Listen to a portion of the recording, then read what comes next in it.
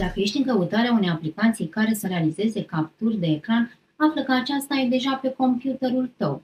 Bun venit la Cafeaua de Digitalizare! Sunt Claudia Ștefan, profesor de informatică și la cafeaua de astăzi vom discuta despre o aplicație de Windows, Snipping Tool, care ne va ajuta să realizăm cu ușurință capturi de ecran.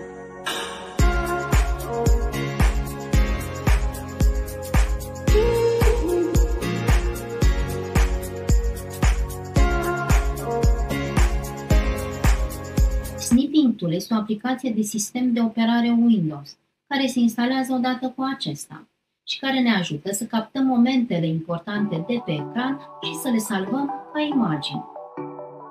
Primul lucru pe care trebuie să-l facem este să deschidem aplicația Snipping Tool.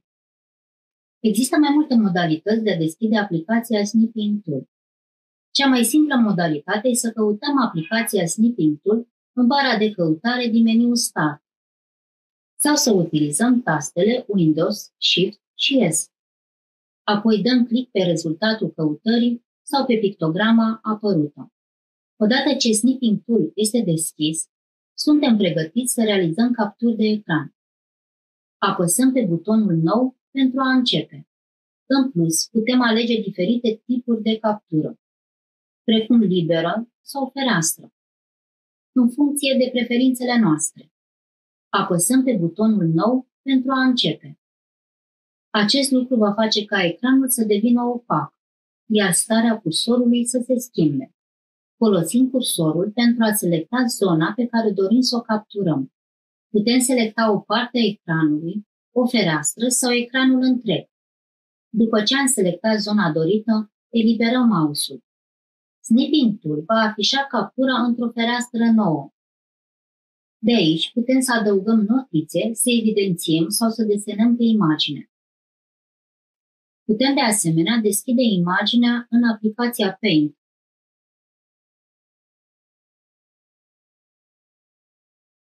Pentru a salva captura de ecran, selectăm opțiunea Salvare ca. Pentru a salva captura de ecran în locația dorită de pe computer.